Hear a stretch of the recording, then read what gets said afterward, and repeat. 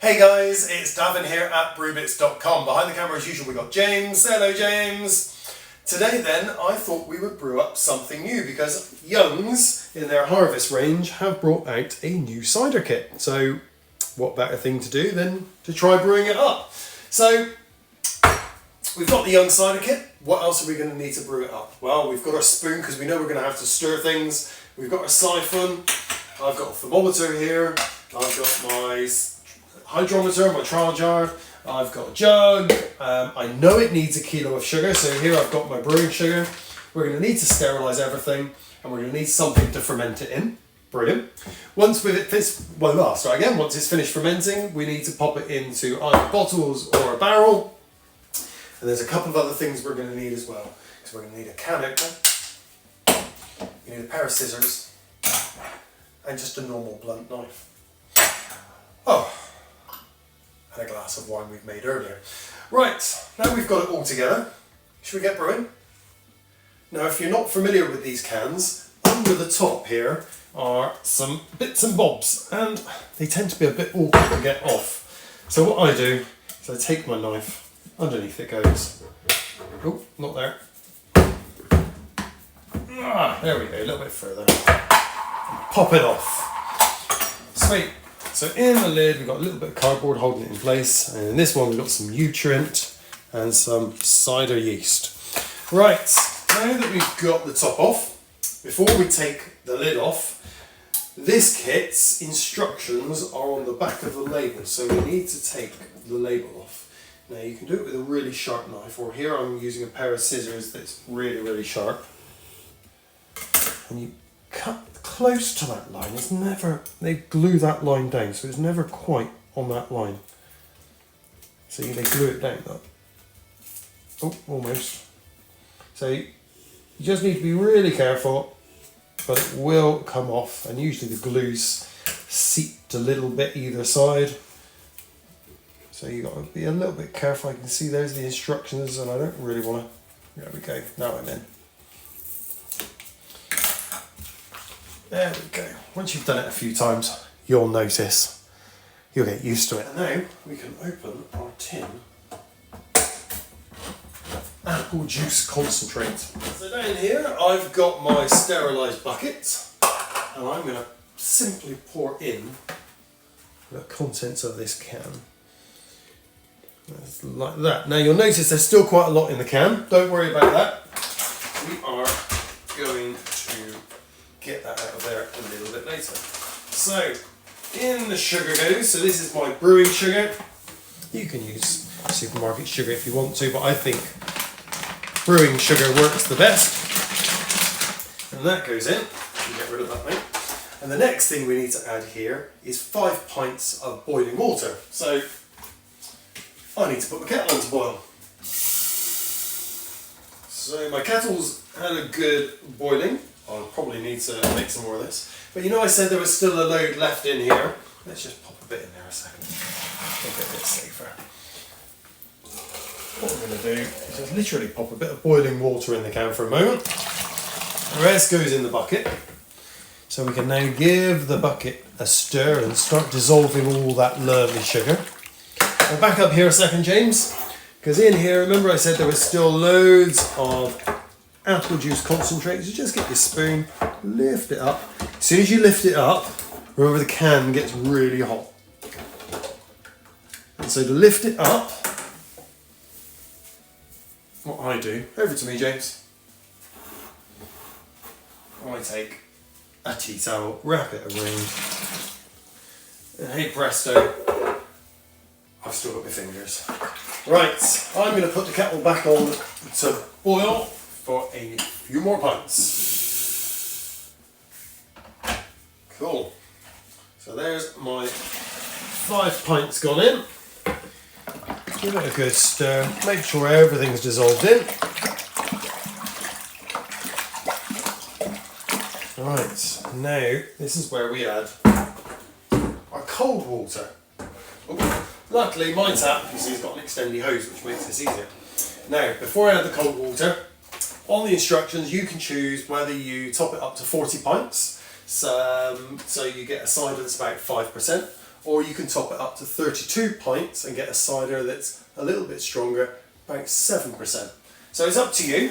I think I like, one of the things that it does do is if you go to the 32 pints and top it up to the 18 litre mark, you'll actually have a stronger appley flavour than if you go right to the 40 pints. So it's up to you, make your decision. I think I'm going to go up to the 18 litres, 4 gallons, that's the 32 pints with this kit. So I've popped the bucket back down here so you can have a good look, and you'll see I've added the water and all the lovely apple juice concentrate is sat at the bottom. So we now need to give it a blooming good stir to mix it all together. So I've checked the temperature with a thermometer and it's coming out about 25 degrees. And the instructions say that as long as it's below 30, then we can add our yeast nutrients and our yeast. But before I do that, I've taken a sample in our trial jar with a hydrometer so that we can check the specific gravity, and it's coming out at 1.046. And we'll make a note of that so that once the fermentation is complete, we can compare the beginning and the ends, and then we can work out the exact ABV. Right, so now we're going to add the other sachet. So we've got this one, which is nutrient. I handily put my scissors away. So just like you and me, we all need vitamins and minerals so that we can operate on a daily basis, and that's what your nutrient is here. So in that goes, and I'm going to give that a quick stir, mix it all in before we just get rid of the spoon. And we're going to simply sprinkle our yeast on the top, and that will get going almost immediately, and you'll start seeing loads and loads of bubbles rising up within the next 24 hours. Okay, so what do we do with this now? So we pop the lid on, and we're going to put this in a place that's ideally between 15 and 22 degrees Celsius. The cooler you go, the more aromatic, more flavourful you're going to get your cider. The warmer you go, the faster it's going to ferment, and the crisper and cleaner it's going to be. So this now is going to go into a warm place for me, probably between about 15 and 18 degrees C, and it's going to take about 7 to 10 days to ferment. The harvest cider has been sat now in my warm place for the last 10 days. Feel free to come in and have a look at this, James, because it's all settled down, it's all kind of stopped all its effervescence fizzing away. So it's now time to take it off the sediment at the bottom, but before I do that, I've just checked it with a hydrometer, and it's coming out at 1.000, so I know it's fine to move on. So down here I've got a sterilised bucket, with the top off, and inside I've got my simple siphon, which I've also sterilised as well. So all I'm going to do now, if I can unroll it, hey, is pop the end in. I've got the sediment trap on so that we don't disturb any sediment at the bottom. Give a good suck and get it flowing. The reason I like to transfer it off the sediment and into a new bucket is because I'm going to be bottling my cider, and I'm going to need to add some sugar. Here I've got some sugar, and I need to add a little bit into each bottle, about 1/4 teaspoon. Well, I find that quite fiddly, so what I tend to do is I tend to take 100 grams of sugar, pour it into my cider, give it a good stir in here. Now, of course, if we just did this to the cider that was in the other barrel, or in the other bucket, it would have stirred up all the sediment and made it all kind of gunky in the bottles. Right, let's give that a good stir in and make sure all that sugar is lovely and dissolved. So now we can bottle our cider, and down here I've got a simple siphon, and it's quite easy, just take the end off. Back to me a second, James. You can pop that in, give a good suck, and then you can use the tap to control the flow into filling up your bottles. But I prefer to use this little gadget down here, which I've attached to my tap, and this is called a little bottler. So what we do is we just fill it up, turn the tap on, the wand goes inside the bottle, And then all we do is push the bottle up. That opens a valve in the bottom of the little bottler, and the cider starts filling up the bottle from the bottom, so you don't get ended up with lots and lots of froth at the top. And it's a quick little easy way of doing it, I find. And as you get closer to the top, you can lower it down so the valve goes slower, and as soon as you get to the top, you stop. And then first bottle of cider. Just need to put the top on, and I've got a few more to go. So that's it all bottled. I've popped the caps on. They're all ready now to go back into my warm place for the next 42, 72 hours. That will allow the yeast to eat those sugars, and that will create some carbon dioxide inside the bottles, and because the carbon dioxide is trapped, it turns it to fizzy cider. Now, once it's been in my warm cupboard for 72 hours, transfer it somewhere nice and cool.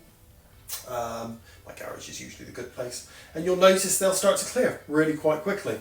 And then once they're clear, give them another couple of weeks, pop one in the fridge, pop it open, and enjoy it. And you'll have, I'm hoping, some really, really nice ciders. The sneaky little taste I've had of it so far, I'm saying that this Young's Harvest Cider Kit is actually going to be quite tasty, quite appley, quite fruity, quite interesting.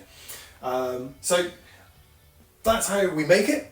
And probably in a few weeks' time, once these are all ready, I might pop one in the fridge and do another quick video for a tasting for you and let you know how it all turned out. So for now, that is the Young's Harvest Cider, new kit as it is right now in June 2024. Why don't you have a go? Feel free to put what you did down in the comments down below, add some pictures, let me know how you got on, let me know what you think of this new Harvest cider. And that's it for now, so we'll see you next time. Cheers, happy brewing!